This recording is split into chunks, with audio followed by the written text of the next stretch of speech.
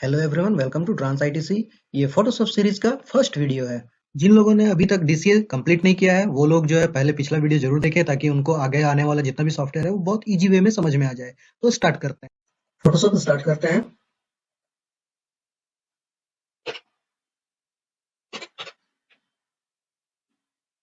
मेरे पास फोटोशॉप का CS version 2 है। आप कोई भी वर्जन रख सकते हैं, बहुत ज्यादा इसमें डिफरेंस होता नहीं है, ऑलमोस्ट सिमिलर होता है। अगर फर्स्ट टाइम ओपन कर रहे हैं तो ये डायलॉग बॉक्स आपको आएगा। इसमें सिंपली डू नॉट रजिस्टर कीजिए। तो आपका मेन वर्क एरिया जो है यही रहने वाला है। जब भी आप फर्स्ट टाइम ओपन कीजिएगा तो आपको ऐसा ही मिलेगा। हो सकता है कि अगर आप जो है स्टैंडर्ड वर्जन या अपर वर्जन यूज कर रहे हैं तो आपको थीम जो है ब्लैक दिख सकता है, यानी कि ये जो व्हाइट फॉर्म दिख रहा है ये आपको जो है ब्लैक दिख सकता है, लेकिन वर्क आपका जो है एज इट इज सेम रहता है। अब बात करते हैं इसमें हम लोग कि कैसे काम करते हैं, फंक्शन क्या क्या है। सबसे पहले स्टार्ट करते हैं हम लोग फाइल से। फाइल में आते हैं। अब यहाँ पे अभी हम कुछ भी ओपन करके नहीं रखे हुए हैं, इसीलिए यहाँ पे कुछ भी ओपन नहीं दिखा रहा है। तो एक इमेज हमने ओपन कर लिया है। अब फाइल में वापस आते हैं, देखते हैं यहाँ पे ऑप्शन क्या क्या हाईलाइट हो गया है। लगभग लगभग ऑप्शन हाईलाइट हो गया है। तो यहाँ का जो सेक्शन है, new, open, browse, open as, open recent, ये सारा जो है फाइल ओपन करने के लिए होता है और ये जो है न्यू फाइल लेने के लिए होता है। एडिट इन इमेज रेडी। तो इमेज रेडी जो है वो एक फोटोशॉप का ही जो है सॉफ्टवेयर है, मतलब कि एक पार्ट है एडोबी का ही। इसमें हम लोग क्या करते हैं, इसमें हम लोग एक छोटा सा जेपीईजी का फॉर्मेट को चेंज करके जो है जीआईएफ इमेज, यानी कि हम एक तरह का छोटा सा एनिमेटेड इमेज जो है क्रिएट करते हैं, मूविंग इमेज क्रिएट करते हैं। तो अगर हमें जो है इस इमेज में कुछ चेंजेस करना है तो उसके लिए हम लोग जो है जीआईएफ फॉर्म में हम लोग इसको बना सकते हैं, इमेज रेडी में इसको शिफ्ट करके। सिंपली क्लोज के लिए जो है ये, उसके बाद क्लोज ऑल सारा का, अगर इसमें एक से अधिक फाइल अगर हमने खोल रखा है तो सारे को एक साथ क्लोज करने के लिए। ब्रिज में जाने के लिए हमें जो है इसे यूज करना है, अडोबी का ब्रिज अगर हम इस्तेमाल कर रहे हैं और हमने कुछ एडिटिंग कर रहे हैं अगर यहाँ पे और एडिटिंग कंप्लीट हो गया है उसका फिर हमें जो है ब्रिज पे जाना है, तो हम जो है यहाँ से क्लोज एंड ब्रिज पे भी जा सकते हैं। इंपोर्ट एक्सपोर्ट, आप कहीं से इंपोर्ट करवा रहे हैं या फिर एक्सपोर्ट करना है तो किसी सॉफ्टवेयर को एक्सपोर्ट कर रहे हैं उसके लिए। उसके बाद फाइल इंफॉर्मेशन है, यहाँ से आप फाइल का इंफॉर्मेशन देख सकते हैं। फिर यहाँ पे पेज सेटअप है, ये सब प्रिंट वाला एरिया आ गया। फेड, फेड का काम होता है मतलब उसका जो इफेक्ट है उसको धुंधला करना। कट, कॉपी, ये तो आप जानते हैं। कॉपी, मर्ज, अगर दो फाइल है और उसको हम मर्ज करना चाहते हैं तो यहाँ से हम मर्ज कर सकते हैं। फील, स्ट्रोक, अगर आपको इसमें बॉर्डर डालना है तो आप जो है फील और स्ट्रोक का इस्तेमाल कर सकते हैं। उसके बाद फिर ट्रांसफॉर्म, फ्री ट्रांसफॉर्म, अगर आपने इसमें सिलेक्शन लिया हुआ है और सिलेक्शन से आप बाहर निकलना चाहते हैं तो उसके लिए हम लोग जो है फ्री ट्रांसफॉर्म, ट्रांसफॉर्म का इस्तेमाल करते हैं। उसके बाद इमेज में आते हैं। इमेज में क्या है, मोड है। मोड में आपको इतना सारा मोड दिख रहा है, ठीक है। RGB मेन मोड होता है, यानी कि कलर इमेज बनाने के लिए, जो कि हम लोग सारे जगह सारे डिवाइस पे इस्तेमाल करते हैं, चाहे सोशल मीडिया हो, चाहे मोबाइल हो, लैपटॉप हो, सभी जगह पे यूज करते हैं। तो वो RGB कलर में ही हम लोग ज्यादातर यूज करते हैं। सिंपल, जब हम लोग बना रहे होते हैं ओनली, मतलब लैपटॉप टू लैपटॉप और हाई डेफिनेशन एंड के लिए, तो हम लोग 16 बिट एंड 32 बिट्स पे काम करते हैं।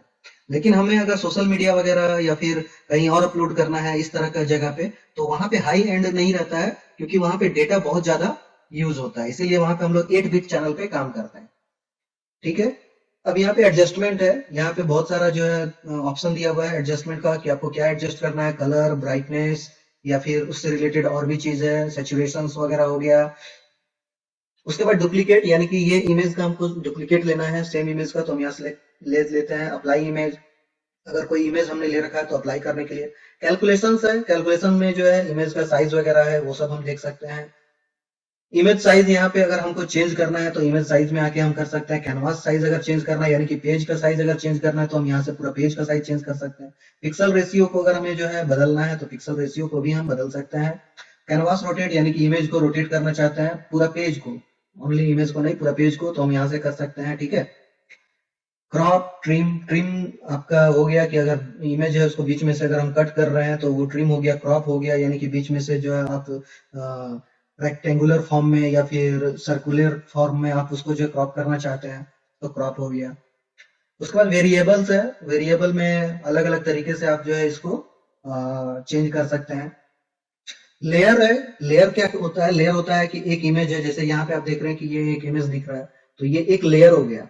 इसी तरह से बहुत सारा लेयर हम लोग जो है बना के काम करते हैं, इसमें समझने की कोशिश करते हैं। जैसे ये एक लेयर है, ये एक लेयर है, ये एक लेयर है, ये एक लेयर है, ये एक लेयर है, ये एक लेयर है, ये एक लेयर है, ये एक लेयर है, इसके पीछे एक लेयर है, ये भी एक लेयर है, ये एक लेयर है, ये एक लेयर है, ये एक लेयर है, ये एक अलग लेयर है, ये येलो पार्ट जो है ये अलग है, ये येलो, ये सब भी जो है अलग अलग लेयर है। तो इतना सारा अलग अलग लेयर को कंबाइन करने के बाद जो है हम लोग इमेज को बनाते हैं। तो यहाँ पे लेयर में हम लोग आएंगे तो अलग अलग लेयर को सिलेक्ट करके उसमें अलग अलग हम लोग काम कर सकते हैं, अलग अलग इफेक्ट डाल सकते हैं। जैसे ये सारा लेयर में जो है इफेक्ट अलग अलग डाला हुआ है, किसी का कलर अलग है, किसी का कलर का डेप्थ अलग है, किसी का हाईलाइट अलग है। तो यहाँ पे हम लोग वही इफेक्ट का काम करते हैं और उसी लेयर पे काम करते हैं जो भी हमें करना होता है। शैडो इफेक्ट वगैरह का भी अगर हमें अलग से काम करना है तो वो लेयर में आके हम जो है लेयर बाय लेयर काम करते हैं। सेलेक्ट यानी कि सेलेक्ट करने के लिए ही होता है। तो सिलेक्शन का जितना भी काम है आप सिलेक्शन वाले सेक्शन से आके कर सकते हैं। सारे को सेलेक्ट करने के लिए ऑल, डीसेलेक्ट करने के लिए डीसेलेक्ट, रीसेलेक्ट करने के लिए वापस सेलेक्ट करने के लिए रीसेलेक्ट, इनवर्स जहां तक आपने सेलेक्ट कर रखा है उसको छोड़ के पूरा एरिया को सेलेक्ट करने के लिए इनवर्स। इसी तरह से सिलेक्शन से रिलेटेड जो भी फंक्शन है वो आपको सिलेक्शन में आपको मिलता है।